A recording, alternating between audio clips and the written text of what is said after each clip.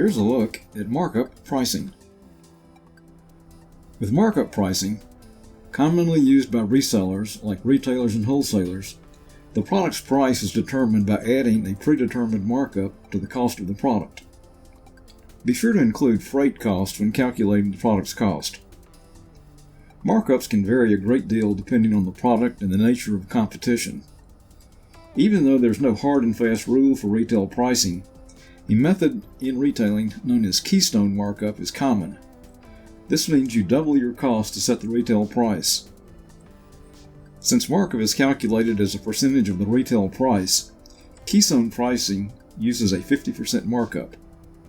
For example, if you pay $10 for a product, the retail price would be $20.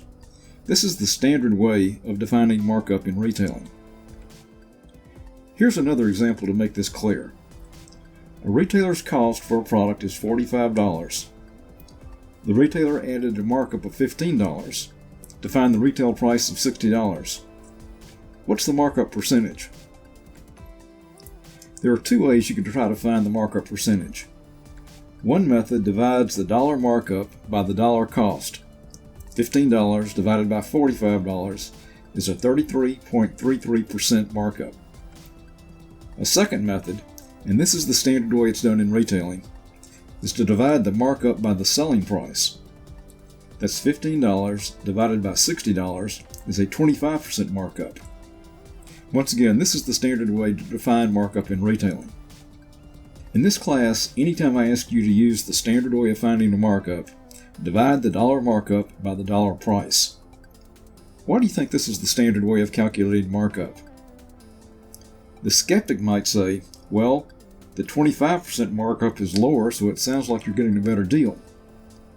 That's true, but that's not the real reason. Here's the reason. Think about a simplified income statement for this one transaction.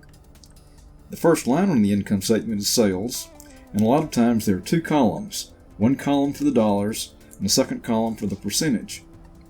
In the first row, sales equals $60, and the percent column expresses everything as a percentage of sales. So sales equals 100%. The second row shows cost of goods sold, $45 in this example, and this is 75% of sales. The third row is sales minus cost of goods sold. This is the gross profit for this one transaction. It equals $15, and the gross profit is 25% of sales. So here's the real reason markup is defined as a percentage of the sales price.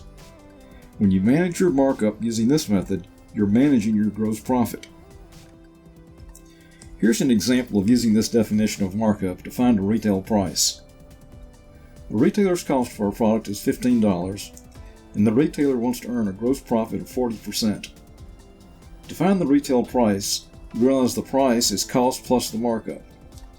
The cost is $15, and the markup is 40% or 0.40 times the price. Solve this equation for P. Subtract 0.40 from both sides of the equation. This moves the 0.40 to the left side of the equal sign. The equation is now 0.6p equals 15. Divide both sides by 0.6 and find the price of $25. That's how to find the retail price using markup pricing.